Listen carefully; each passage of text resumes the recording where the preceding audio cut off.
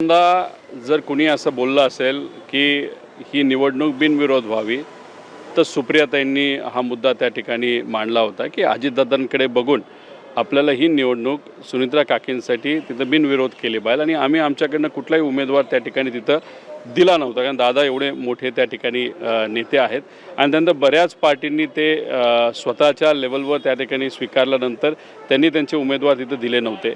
काँग्रेसच्या बाबतीतसुद्धा आपण जर बघितलं तर काँग्रेसचे जे उमेदवार आहेत मोरे त्यांनी एक कंडिशनल तिथं उमेदवारी भरलेली आहे। कंडिशन एकच आहे साधं आणि महत्त्वाचं आहे की दादांच्या बाबतीतला FIR हा कुठेतरी बारामती पोलीस स्टेशनला स्वीकारला गेला पाहिजे। तसं बघितलं तर सत्तेत जे कोणी आहेत त्यांना हे फार सोपं आहे पण दुर्दैवाने त्या ठिकाणी देत नाही। मग कुठं ना कुठं तरी काँग्रेसकडनं भूमिका हीच होती की दादांना न्याय मिळाला पाहिजे आणि ते माघार घेणार होते हे कुठंतरी तिथं इंडिकेशन दिलं गेलं होतं। याच्यात चर्चा करायला पाहिजे, बोललं गेलं पाहिजे सर्व पक्षांशी। जसं तुम्ही बोललात तसं काँग्रेसबरोबर बोलून हा याच्यात काय मार्ग निघतो का हे आपण बोललो पाहिजे पण बोलत असताना एखाद कॉमेंट आपण काहीतरी करून जातो त्याच्यामुळे कुठंतरी अडचणी वाढू शकतात। त्या बाबतीत कुठंतरी पार्थली विचार हा करायला पाहिजे होता। त्याच्याकडनं जी कॉमेंट गेली ती तशी योग्य आम्हालासुद्धा त्या ठिकाणी वाटली नाही पण काँग्रेस नक्कीच ही निवडणूक बिनविरोध करण्यासाठी प्रयत्न करेल नाही तर आम्हीसुद्धा त्यांच्यापर्यंत पोहोचून काय होतंय का याचा प्रयत्न त्या ठिकाणी करू। किती परिपक्वता पार्थच्या या सगळ्या वक्तव्यांमध्ये कारण की काल शरद पवारांनी देखील यावरती मुख्यमंत्री असताना दादांनी उपमुख्यमंत्री म्हणून काम केले। काँग्रेसच्या एका गटाचं म्हणणं आहे की उमेदवार देऊ नये। नाही हे बघा विषय एवढाच असतो की फॉर्म भरण्याची एक तारीख असते आणि फॉर्म मागे घेण्याची दुसरी तारीख असते। बऱ्याच मतदारसंघामध्ये फॉर्म भरत असताना लोक फॉर्म भरून जातात आणि नंतर फॉर्म मागेसुद्धा त्या ठिकाणी घेत असतात। त्यासाठी फक्त संवाद करायचा असतो, चर्चा करायची असते, परिपक्वता त्या ठिकाणी आपल्याला दाखवायची असते।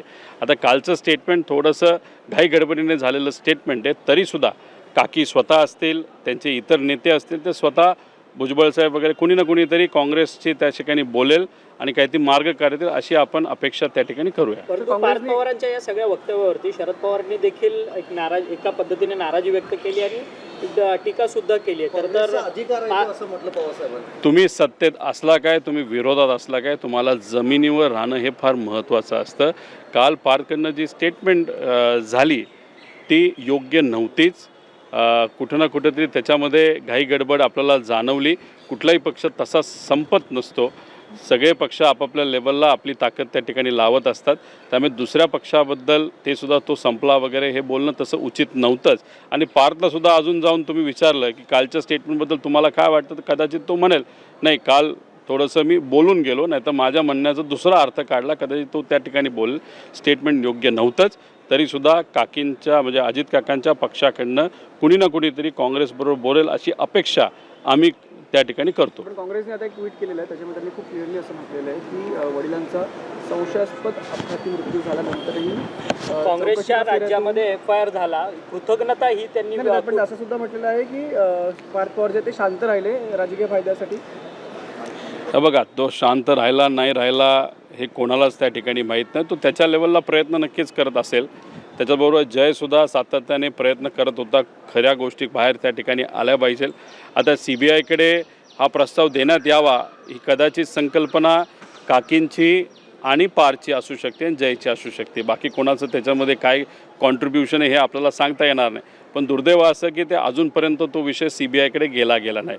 त्यामुळे पार्थ वडिलांबद्दल जर बोलायचं झालं, मी राजकारणाबद्दल बोलणार नाही, राजकीय भूमिकेबद्दल बोलायचं झालं तर कालची त्याची भूमिका ही चुकीचीच होती काँग्रेसच्या बाबतीत। पण पार्थची स्वतःच्या वडिलांबद्दलची भूमिका, स्वतःच्या परिवाराची भूमिका ही कुठल्याही मुलाची वडिलांबद्दल जी भावना असते तशी 100% त्या ठिकाणी आहे हे मात्र त्या ठिकाणी मी आत्मविश्वासाने सांगतो कारण तो माझा भाऊ आहे। त्यामुळे वडील आणि मुलाबद्दल असं कोणी त्या ठिकाणी लिहिणं हे तसं काँग्रेससाठी पण योग्य नाही। पण काँग्रेसने नक्कीच महाराष्ट्रात न्याय दिलं जात नव्हतं, दादांचा FIR त्या ठिकाणी होत नव्हता, तो काँग्रेस शासित राज्य आणि तिथं असणाऱ्या पोलीस प्रशासनाने मात्र ते केलं, त्याचे आभार नक्कीच मी त्या ठिकाणी मागितलेले आहेत। महाराष्ट्रातील ताज्या बातम्यांसाठी बघत रहा टाइम्स टुडे 18 न्यूज। सोबतच शेअर करा, सबस्क्राइब करा आणि बेल आयकॉन प्रेस करा।